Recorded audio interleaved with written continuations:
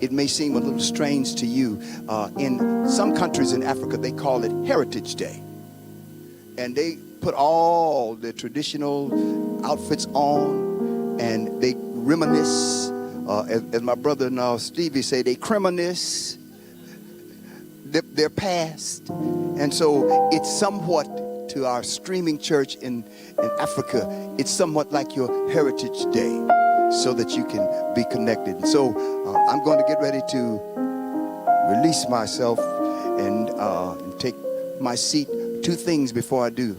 I want to just say to you now, Dr. Stanley has brought some notepads, and they were passing them out a little bit too early, so go ahead and bring them, and you want to receive one. It's two-sided. You can take notes, because you're going to hear some things that you didn't know, and you may have some questions, and so you have something that you can write on, because you know that's how we do what we do when we do things here. We take notes. Some of you will just use your phone. Some of you your pads, some of you a screenshot, but here's another way for you to do it. You can write it, take it home, and read it. So yeah, they're facilitating you. Just slip that hand up and do that, all because of Dr. Carr. He came ready. You know, we couldn't facilitate all the stuff he came ready to do. So that means you got to come back. You know, so since we know how we rolling, you know, we had to get used to each other. So we are good. We got it out to everybody. So Dr. Stanley Carr, former educator, principal, PhD holder in education. Tell you something else. He is the originator and director and instructor of Black History, the Unknown. Black History, the Unknown. His passion is to bring truth and reality to the history of Black America, because you know there's been a whole lot of stuff put out there. We've been taught in school, and so he's got a passion and a drive and a vision for it. His lectures, his courses, or even his speeches, they foster understanding and promote a sense of belonging and self-worth. He is a husband, because you here are familiar with his wife, Dr. Josie Carr, and he's a father and he's a lover of God. So for the first time, I would like for you to welcome to the platform, Dr. Stanley Carr. Come on.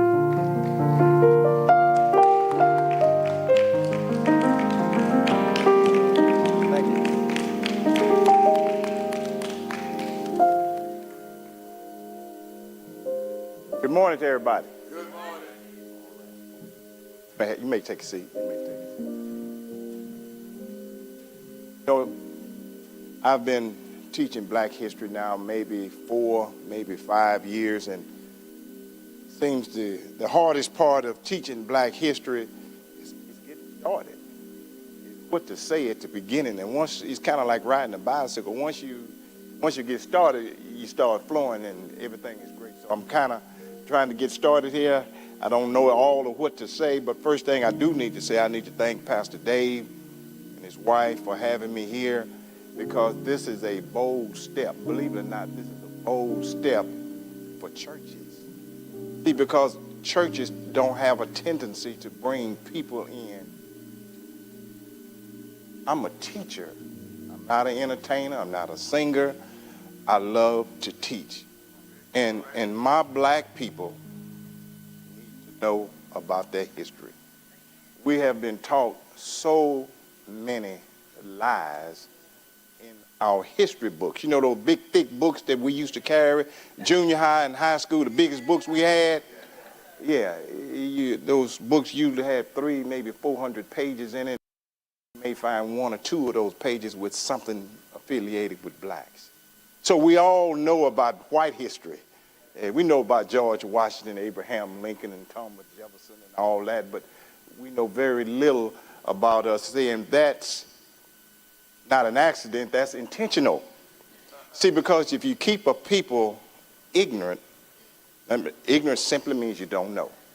You keep a people ignorant, you can control them better. Huh? When you don't know how valuable you are, how intelligent you are, were your ancestors, how strong and articulate your people are and were. When you don't know, you think you're just here. And we're not just here. We are a valuable part of history. See, now, I'm going to keep saying white man, I'm going to keep saying, but when you teach history, you have to use those terms.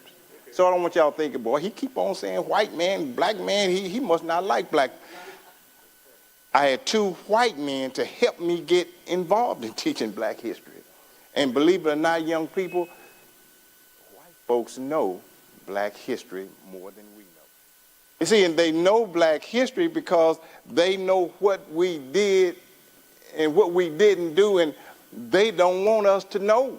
So that's why they stop us from learning about ourselves in the public school, the private school.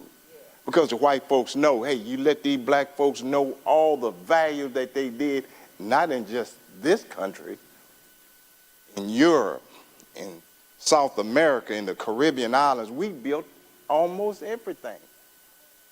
But they don't want us to know those kinds of things. So I want you to understand, I am not prejudiced. I will be saying white man, black man, things of that nature. I am not prejudiced. My neighbor, I have some neighbors that are white, I have a lot of great friends that are white, so please be cool with that. Now, I need y'all to do another favor for me, because I'm still trying to get warmed up here. I need you to take your sensitive jackets off and put them on the back of your chair.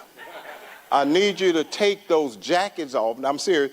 See, because some things that I'm going to say, you're going to say to yourself, wait a minute now, I don't know if that's right or not. I'd never heard of that before. So you take that jacket off and just put it on the back of your chair, but you write it down what I'm going to say. And then you do your research when you get out there in that parking lot, when you get home, because everything I tell you is true. I didn't just read one book. I read numerous books. I watched movies. I watched videos. I asked people. I put all my facts together because there's a lot of misinformation out there for us. It's a lot of misinformation out there. So what I tell you, what I say, don't say, wait a minute now. Just write it down, and in your quiet time, you Google it, you download it, and you're going to say, that tall, bald-headed man was right. I had never heard of that before. Okay? So now, Pastor Dave was talking about these papers. Everybody should have a piece of paper that says Black History Notes. This is not addressed to women, because women don't have this problem. Men do. Women love to write. So while I'm talking, I already know the women are going to be writing. I already know that. They're going to be right. But men have a tendency to, well, I already know that. I don't need to write that. Who he think he is, I'm going to show him. I'm not going to do it. See, I know how we men think. And please, men, don't do that. See, because we're leaders. And the things that I'm going to say, I'm going to give you some, and I try not to give you a whole lot of dates, because sometimes dates can turn people off. But when you're talking history, you have to give dates so you can see the picture better. So when I talk, please write some of this down so when you get home, you won't say, but now, did he say 1750 or did he say 1850? So write it down. If you need another paper, raise your hand. The ushers will give you another paper. Okay? Thank you, my wife, my lovely wife. She helped me all the time in my studies. She helped me get started. She doesn't really know, but she really helped me get started. She has a prayer group, she and some more ladies, and she was talking this particular message about black history. She was talking about the motherland, and I heard her talking about the motherland, and I started asking questions and started asking questions. Now look at me. Now I'm teaching it. So you just never know sometimes how things work out. Our history usually starts off negatively. When people are talking about black history, I love to talk about slavery. And you have to talk about slavery to a certain extent, because most of our history, as we know, we were slaves. Amen. Now, from this point on, you can start taking notes, because I'm getting ready to drop some knowledge on you. We were under under the white man's rule approximately 421 years. 421 years. We're going all the way back from 1444 till 1865. Now, if you look at these 421 years that we were slaves, we've really only been free 161 years. Huh? We've only been free 161. So people want to just snap your fingers and say, hey, we deserve everything just like everybody else, and we do, but it doesn't happen that way. We are so far behind because they didn't want us to be like them. So we have a lot of work to do. I don't know anybody besides myself that go around trying to teach black history. You probably don't know either. Now, I'm not talking about on television. I'm talking about a live person that goes around talk about black history. You can't find us. We need more of us. So maybe after I talk today, maybe I can light a little fire upon you, and you don't have to be a person that's standing up in front of people teaching, but you can do something. You can minister to your family, your children, your cousin, your next door neighbor, because I'm going to give you enough information today to get you started. I'm going to give you enough information to get you started. Black history, it shouldn't be black history, number one. It should be just history. But the white man, so I told you I'm going to talk about the white man. The white man, he doesn't want us to be a part of his history, so he labels it American history, and then he gives another history called black history. We are part of all history. It's not two separate histories. It's really one history. And see, and let me tell you what history is really like. Let me tell you what history is really like. Because I've never been a history man in my life. I've been a science man all my life. I love animals, dogs, cats, monkeys, people, blood. I'm a science man. But let me tell you what history is like. Use your imagination. Here's a big puzzle, a huge puzzle. And in this puzzle is 300 pieces. 300 pieces to this puzzle. Now, I've been pretty ignorant all my life when it comes to black history. I just don't know about black people. In this 300-piece puzzle, I probably knew about 5 pieces, maybe 6. But it's 300 in the puzzle. Let me tell you what I knew, the pieces I knew. And you all probably know the same pieces of this puzzle. I knew a little bit about Martin Luther King, because that's all we talk about, and that's fine. I knew a little bit about Malcolm X. I knew a bit about Harriet Tubman. I knew about Rosa Parks. And I knew a few other little things about black history. So now those 4 or 5 things that I knew in this 300-piece puzzle, look how much I don't know.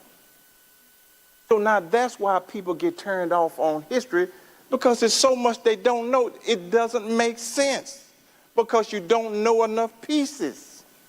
But when you start studying black history, and now I learned a piece about Josiah Henson, which is the Uncle Tom they call, which he was really our hero. And you know about the Civil War, that's another piece. You know about the Revolutionary War, that's another piece. And you know about the Slave Act of 1850, and then you know this, you know that. Then after a while, you know so many pieces, now black history begins to make sense. Because the more pieces you know, now the puzzle begins to come together. You learn about the civil rights movement. You learn about the 13th Amendment. 13th Amendment, write it down. 13th Amendment is the amendment that freed slaves. 14th Amendment. 14th Amendment gave slaves citizenship. When you start knowing these pieces, history started making sense. And see, that's been a lot of our problem. We don't know enough pieces because every year we hear about the same piece over and over. Martin Luther King, Malcolm X, Harriet Tubman, and there's nothing wrong with that. But look at all these other pieces in our history that we don't know. And it's intentionally done not to share that information with us. They put all this information on television, and it's the same thing over and over and over, and nobody tells us nothing different. We've got to take a role in this, people. Negroes, we got to, I shouldn't have said Negro. I shouldn't have said Negro. See, because we stopped being called Negroes back in 1968. Y'all know who started us to stop being called Negroes? It was a man. He's about 5'6", 140 pounds, and he always screaming, and in all of his songs, he basically says the same thing. Ow! Ugh! And I think he was real religious, because he would also say, good God. He came up with a song called Say It Loud in 1968. And that one song changed our concept of what we're being called. See, the word Negro means black in the language of the Portuguese and the Spanish. That's where Negro came from. But see, that name is outdated now. We don't like to be called Negro. As a matter of fact, James Brown died in 2006. This is Black history. James Brown died in 2006. He died on Christmas Day. Yeah, and his last words were to his manager, I'm going home tonight. Those were his last words. Great man. He's a part of Black history. We have so many great men and women. You'd be surprised how many women, great Black women, are in our history, but we don't know. It's more than Sojourner Truth. It's more than Harriet Tubman. It's more than Rosa Parks. We have tons of Black women who did great things. Do y'all know it? Women started the civil rights movement back in 1919 at the end of World War I. World War I ended, the Black soldiers came back. They thought they were going to be treated equal, and they were treated worse than what they were when they left. They call it write this down, they call it the Red Summer of 1919. The white folks did not like these Black soldiers wearing a uniform. They were so mad that they participated in World War I. Y'all know what World War I was about, right?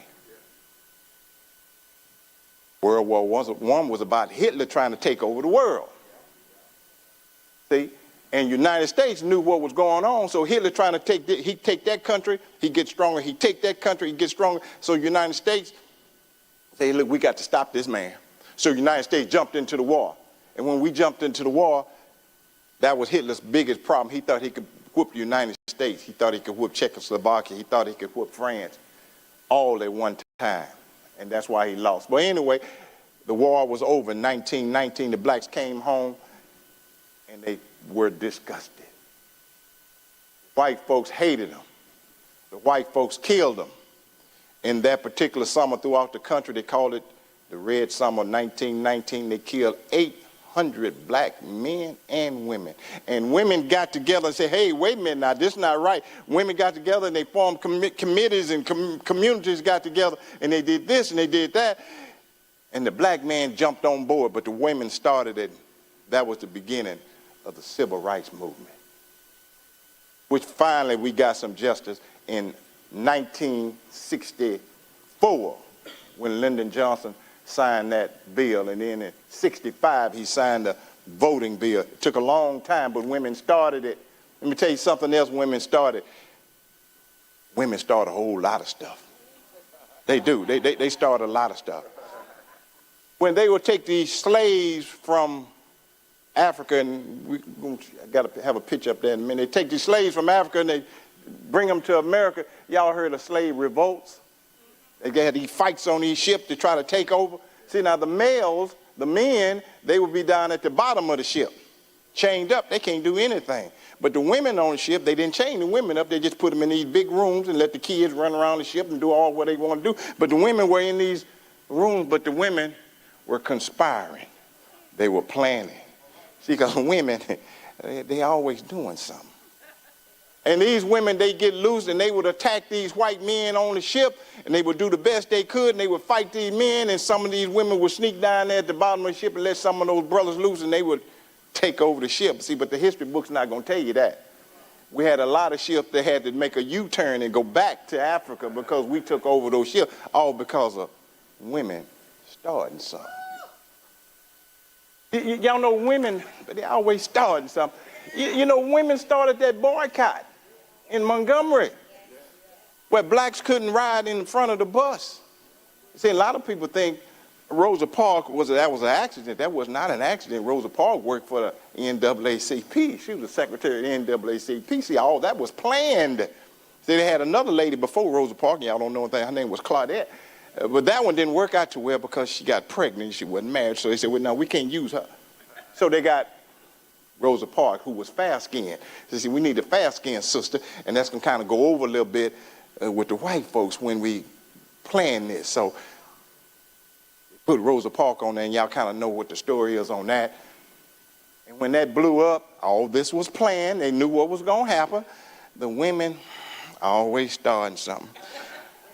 They got the communities together where they start commuting with each other in cars and walking to the jobs, and women were organizing this and organizing that, and that was the beginning of the boycott in Montgomery. Women always started something, and that's a good thing. Just like I just told you, my wife started something with me, got me started in history. Always starting something, and that's a good thing. But women don't get the credit in history, especially black women don't get the credit. Don't get credit. And they do that intentionally. Now, I have a little thing, because this is my first time talking to you guys. Sometimes I get an assignment where I may be at a place 5 times, 10 times, and I see the same people, or maybe a few more people. And as I talk, people, they get a little more educated when it comes to black history. So this icebreaker that I normally use, if I had that particular crowd, I can say, don't say this, don't say that, don't say that, and then they'll understand because they've been groomed of what I've been saying. But you guys are kind of new, so I'm going to use that same icebreaker, but this icebreaker, I have to teach on it, because if I just say it and move on to another thing, you're not going to totally understand. Now, a lot of times I will talk about white people in history. Not when I talk about, I mean, explain to you about. You cannot know black history without knowing white history. You've got to know why they were thinking the way they were thinking, why they did what they did.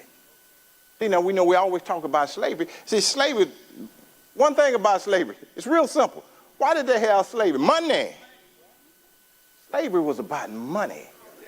The more slaves you had, the richer you were. And here's another word, lazy. White folks was lazy. They didn't want to do any work. That's why they went and got us. So they're going to make money and they're not going to do any work. That's what slavery was about. Definition of slavery. Slavery is making somebody do something against their will. That's the definition of slavery. You had black slaves. Listen. You had black slaves and you had white slaves. White slaves had a new name, indentured servants. Indentured servants. Now, throughout my studying, I only ran across 20 indentured black servants. There's only 20 of them. That's the first 20 that came to America. And that was in 1619.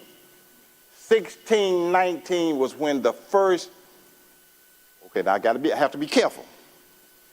1619 is when the Europeans brought blacks to America.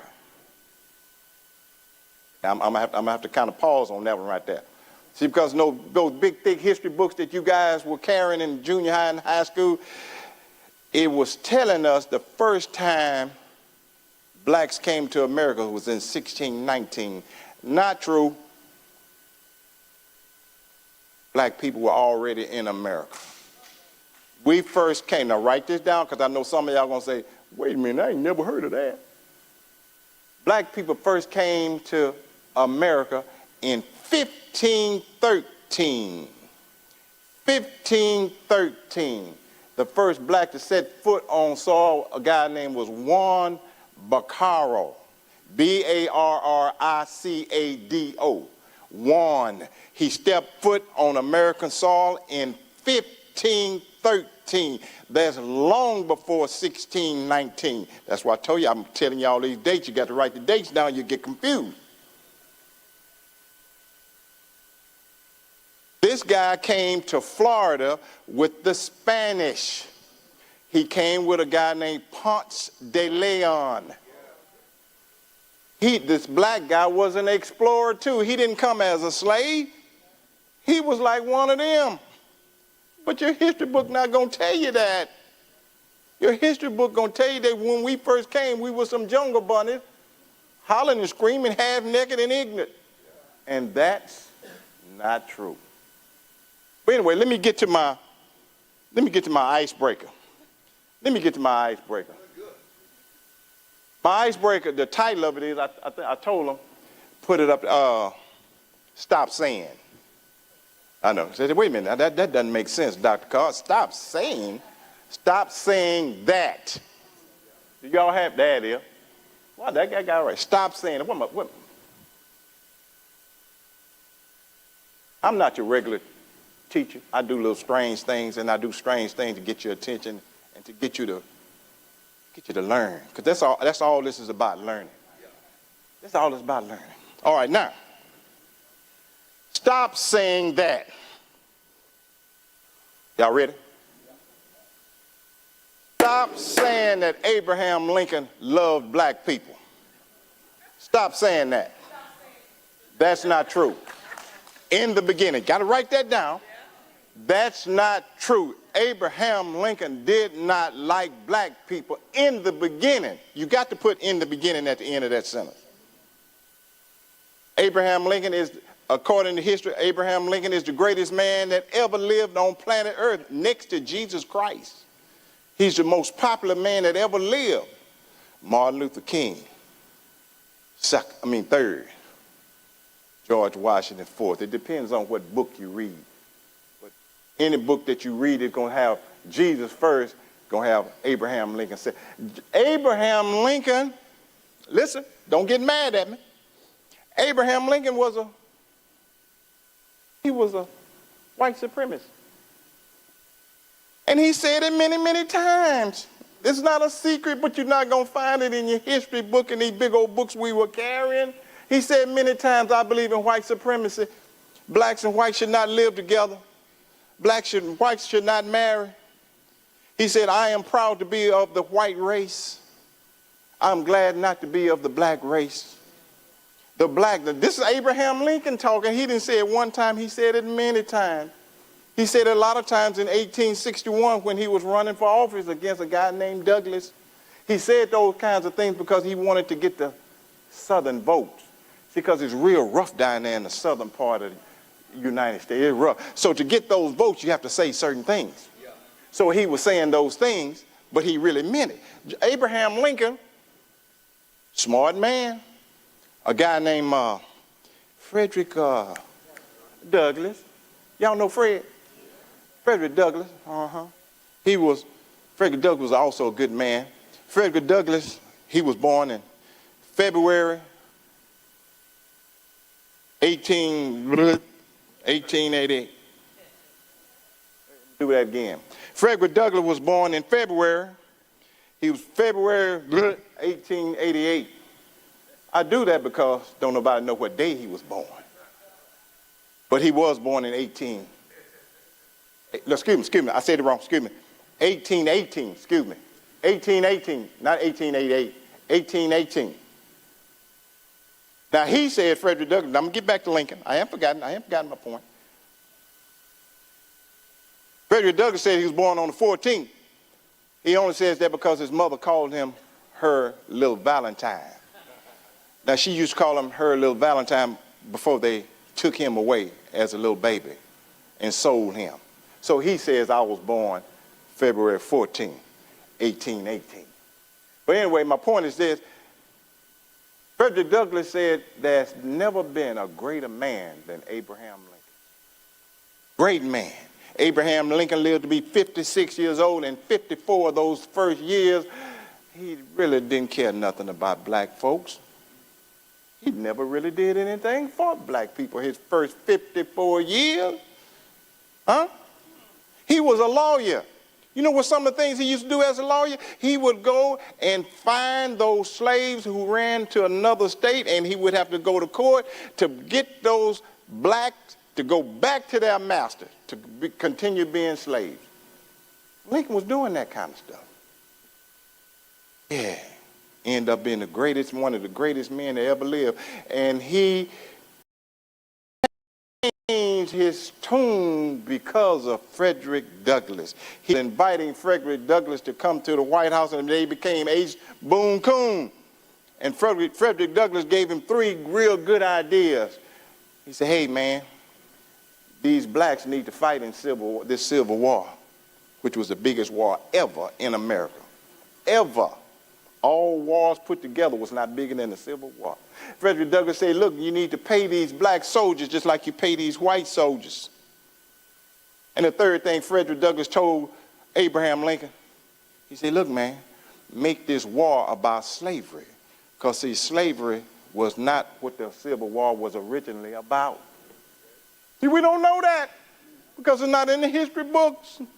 So Frederick Douglass said, hey, look, man, make the war about slavery. Let these brothers go. Let these brothers go out of slavery so they can become participants in the war. And y'all know what rule, what law that was. And I'm gonna get back to stop saying that. So Abraham Lincoln came up with this law. He came up with this law in 1862.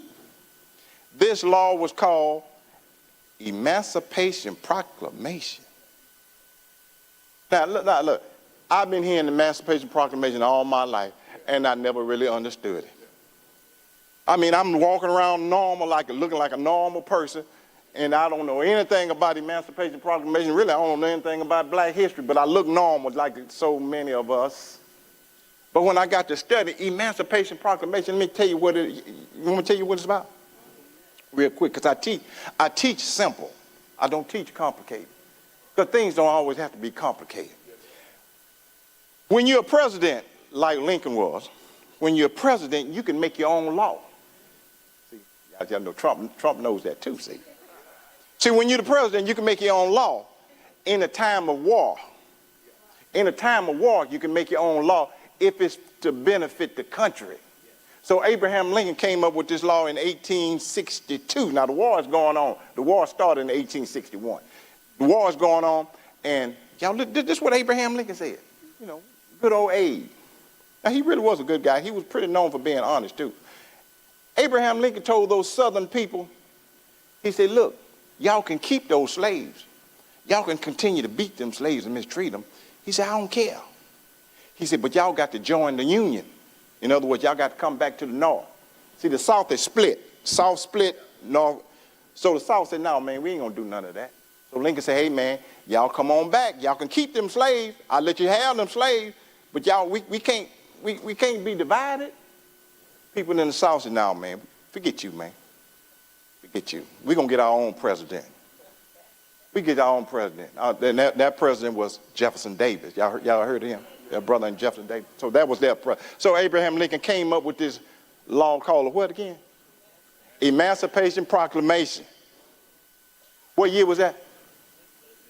1862. Matter of fact, it was September 22nd, 1862. So he said, look, Southerners, if y'all don't come back to the Union, I'm going to free these slaves. That's what the emancipation brought. I'm going to free these slaves. See, now, if you let them slaves go, see, now, number one, them slaves, they're going to run north, and they're going to join the army.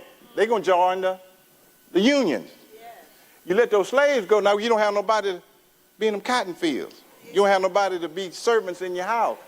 He said, I'm going to free those slaves. He said, what y'all going to do? White folks, no, that's white folks, the Confederates, that's the South. Confederates say, man, we ain't doing nothing. Forget you, man. So this is September 22nd, 1862. So when the year comes, January 1st, 1863, January 1st, the Emancipation Proclamation went in force. So now, January 1st, 1863, all slaves in the South are free. Not the North, still slavery in the North. See, a history book's not going to explain it to you like that. So all the slaves in the South, they are free, but the slaves don't know it. The slaves don't know it because they can't read. Because the white man not going to tell them, hey, Leroy, hey, Bubba, whatever, you're free. He's not going to say it. So they continue to keep slaves. But slowly but surely the word got out. Hey, we all free. And brothers and sisters start running to the North to join the army. The rest is history. We all know that the Union won, the North won. But the history book not going to tell you the Union won because of them brothers. That's one thing brothers know how to do. And brothers know how to fight. Yeah. And them sisters always starting something.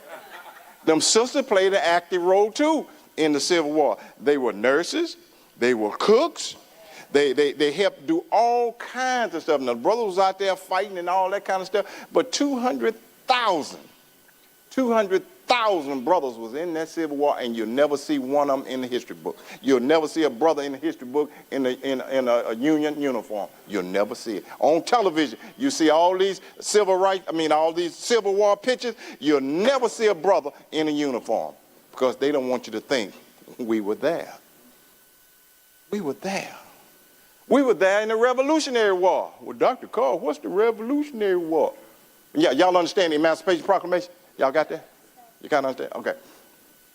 Real quick, I don't want to go off into too much of Revolutionary War. Revolutionary War was when Americans were fighting against the British.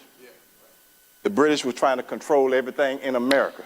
So America said, look, man, look, we don't want to be under y'all regime anymore. We want our own independence. Blacks were fighting in the Revolutionary War, 1776. Huh? But you're not going to see it in the books. You're not going to see it on television. Where the brothers? We there. It's a plan. It's a conspiracy to make you think that we're not important. Boy, then I don't have enough time. You know, Pastor told me I have 50 minutes. I really need 50 days. It's so much history. It's so much. But we think it's just a little bit. Stop saying that. Okay, here we go again. Here we go again. So I already said two stop saying. Stop saying Abraham Lincoln, what? Like black people. He thought slavery was wrong. He always thought it was wrong. But you know how you think something wrong? Oh, well, that's where it is. But he finally got in position to do something. He became what's called, write this down, he became the great emancipator. Yes. The great emancipator. The man that freed the slaves. And he did. He freed the slaves only in the where? Only in the South. The North was steady going strong with slavery. Still going strong. He did that to try to weaken the South. Here's another one. Stop saying. Stop saying Harriet Tubman created the Underground Railroad. She did not create the Underground Railroad. She was a participant of the Underground Railroad. The Underground Railroad was created by the Pilgrims. Hello. The Pilgrims came, write this down, the Pilgrims came to America in 1820. They came from England. Y'all know the Pilgrim. You see them on television. They had on big old hats, big black hats, had that big old buckle on the hat, buckle on the shoes. Little white boy, he blonde. You know, they sitting at the table getting ready to eat turkey and whatever, and they have a little halo over the head. Y'all see those Pilgrims? Y'all see them? You know what I'm talking about? Yeah. Slave owners. Slave owners. They're not going to tell you that part. We were slaves for the Pilgrims 161 years. The Pilgrims were beating us just like everybody else, chaining us up like everybody else. Yeah, those good Samaritans you see on TV, praise the Lord, they were active participants of slavery. But after 161 years, they finally got revelation. Hey, you know, this slavery is not right. But now you read in the Bible and you pray in God for 161 years, but it didn't dawn on you. So after 161 years, they came up with the Underground Railroad. We're going to help some of these blacks get out of slavery because what we were doing was wrong. But guess what they did with their slaves? Guess what they did with their slaves when they got their revelation? They sold us to the Indians. Huh? They sold us, instead of setting us free, we're talking about the period, instead of setting us free, they sold us to the Indians. That's right. We were slaves for the Indians also. I told y'all the name of my curriculum is Black History, the Unknown. We don't know this kind of stuff. So they sold us, instead of letting us go, we're talking about thousands and thousands of brothers. Instead of letting us go, they sold us to the Indians. And then they created the Underground Railroad. So one day Harriet Tubman was out there in the field. She was working hard. She was in her early 20s. One of those Pilgrim women came by, and you know, y'all have to be real careful how you talk to a slave because you don't want master to see you talking to somebody. So the white woman said, would you like to be free? Harriet Tubman, yes, I sure would like to be free. So she told her where to meet, and she couldn't write nothing. She couldn't write anything down and give Harriet Tubman because Harriet Tubman never learned how to read. She never learned how to write. She lived to be up in her 90s. They believe she was 94, 95. They're not sure exactly how old she was because back then, slavery, birth of slaves, records were not kept. Master kept the records, but he wouldn't share them with the slave. See, so a woman couldn't say, hey, my son was born January 12th or whatever the case may be, 18 such and such, because she didn't know what January was. She didn't know how to spell January. So Harriet Tubman told her, the Pilgrim lady, yeah, I'd like to be free. So the Pilgrim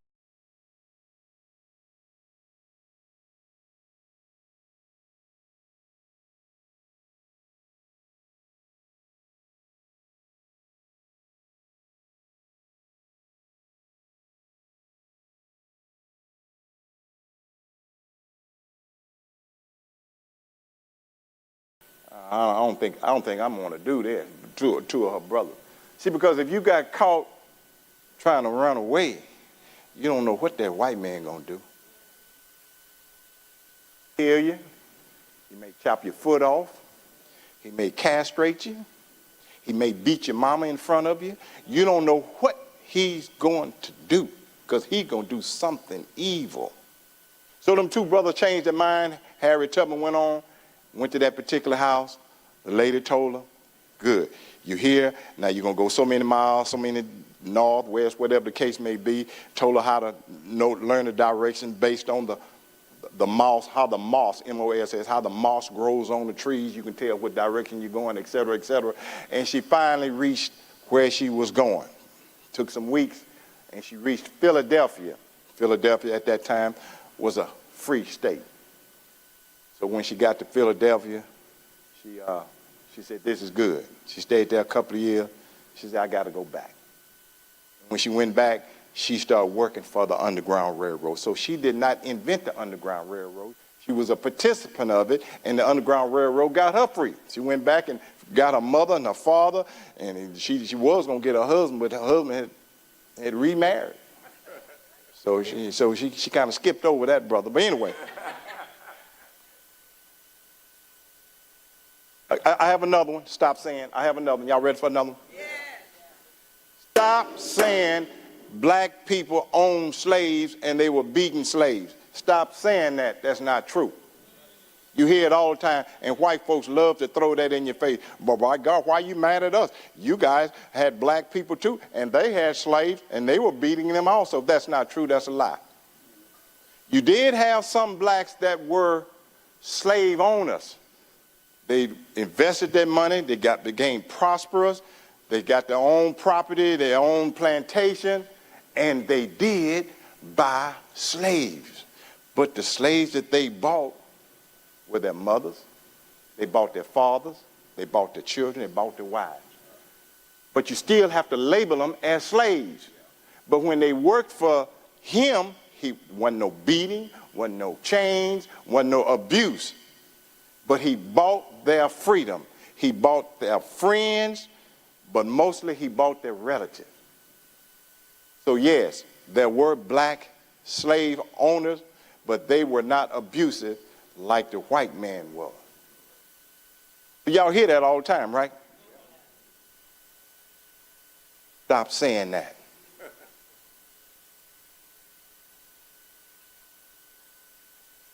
It's not easy teaching black history because most of the history that we know in books, negative. I mean, how many positive things is it to say about being in bondage 421 years?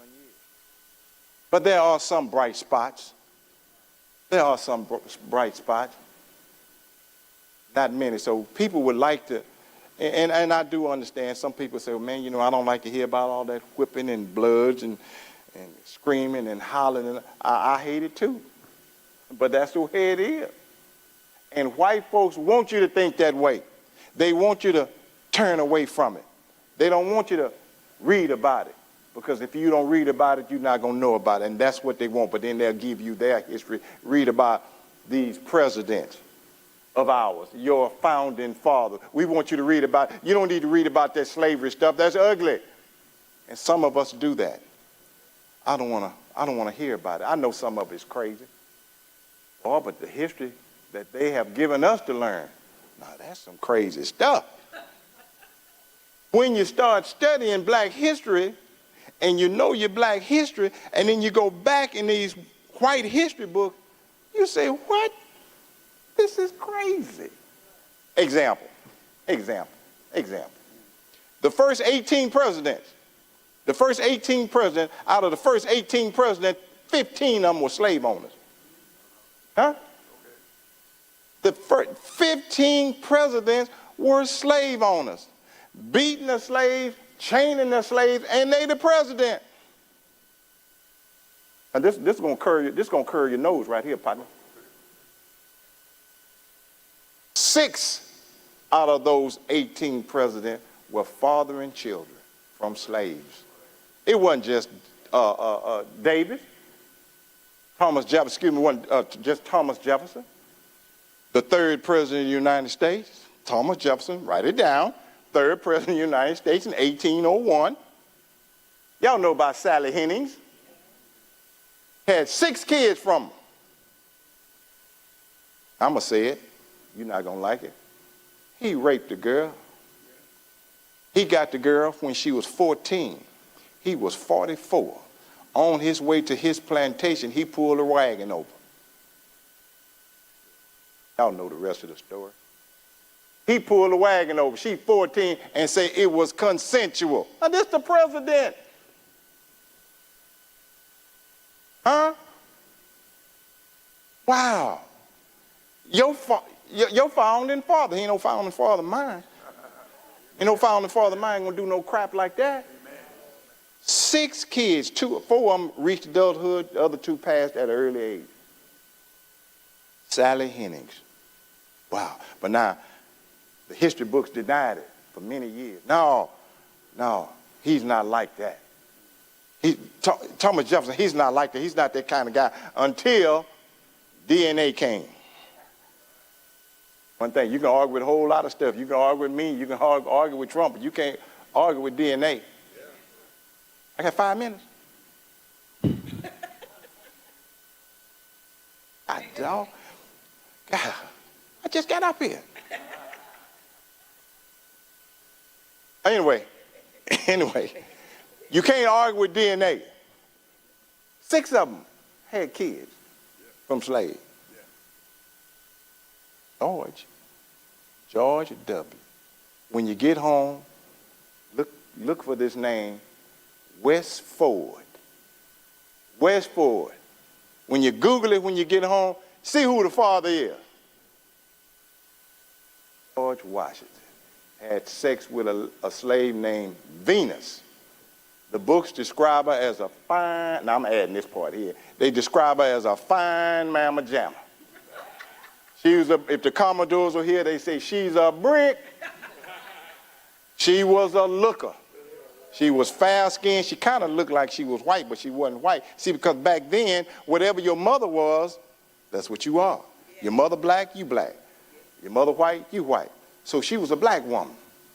And George's brother, Augustine, introduced Venus. Say, look, I see all these people frowning up. Google it when you get home.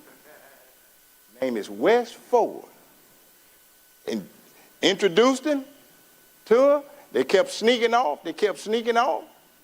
Bam. Pregnant. 6 of them. Boy, man, I didn't even get a chance to get to my map. I have 5 minutes. No, okay. Lady said, keep talking. Pastor said, if it's okay to ask if you all have any questions about what I've said. I apologize. I was getting ready to get off into Africa, how the slave trade started in 1441 with the Portuguese. That's what I was really getting ready to get off into. But time just went by. Anybody have any questions about anything that I've been talking about? So now, don't y'all ask me no questions that I may not know. What size shoe did Lincoln wear? He wore a size 14. He weighed 185 pounds. Huh? He was the tallest president that ever lived, 6'4". Shortest president that ever lived, his name was John Madison. He was 5'4", weighed 100 pounds. He had 100 slaves. He was the 4th president of the United States, 1809. I know a little something. Had fathered children from slaves. I'm gonna let you do that research.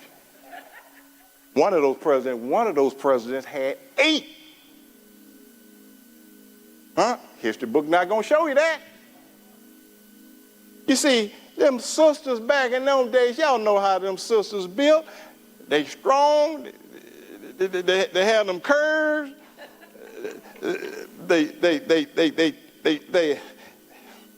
They aggressive. And the white man see that, and they got that pretty skin color. Man say, I want it. That's what he see. Because black, black is beautiful. It's just not just a sentence. It's true. I have another question, real quick. Another question? Because the man got back. He keep on waving at me.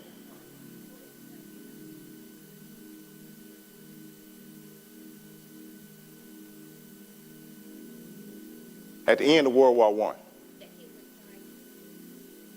Correct. He was taking small country. See, he defeated a small country, and then that country would be a part of his regime. Then he'd take another small country, so he was getting bigger and bigger and bigger. Go ahead.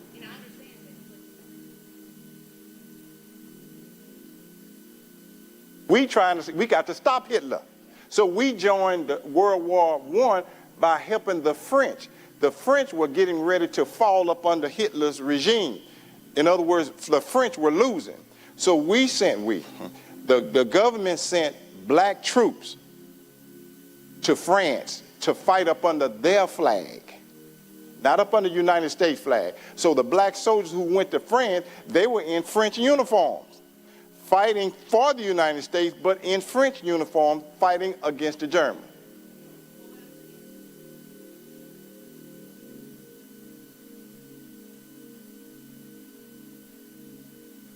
Oh, no, I'm not.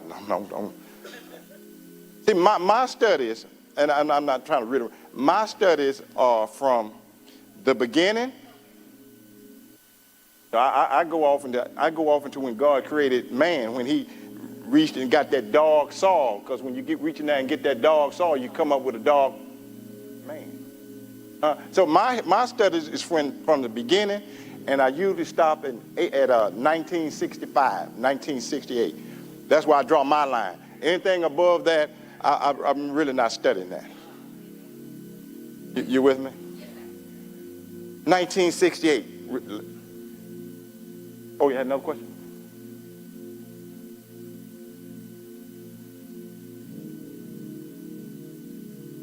World War II was Japan. Pearl Harbor.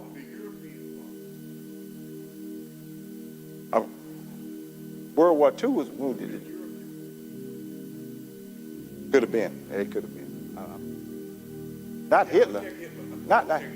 Yeah, Hitler's World War I. Yeah, Hitler failed in World War I. No more Hitler. World War II is when they bombed Pearl Harbor. That's when we got into it with the Japanese. We started dropping the atom bombs. The only country to drop an atom bomb ever. I think one of those bombs was named Little Fat Man. One of those bombs was named Little Fat Man. Okay. Something else I want to say. Have I said enough? Have I said enough to kind of get you all started with here? I enjoy myself. Thank you, Pastor Dave and your wife, for having me here. I hope I come back again. Maybe I'll come back and pick up where I was going to talk about the beginning of slavery dealing with the Portuguese.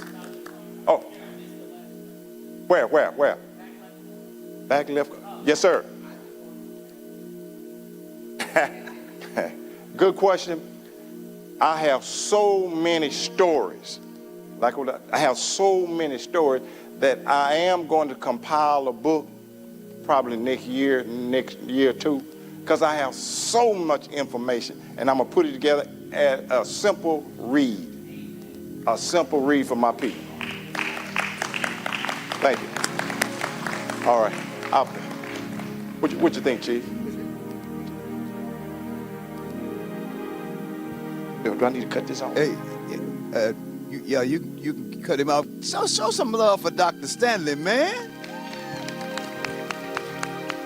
Yeah, I told y'all what he looked like wasn't gonna be what it was gonna be like. Okay. Let me make a deal with you. If you promise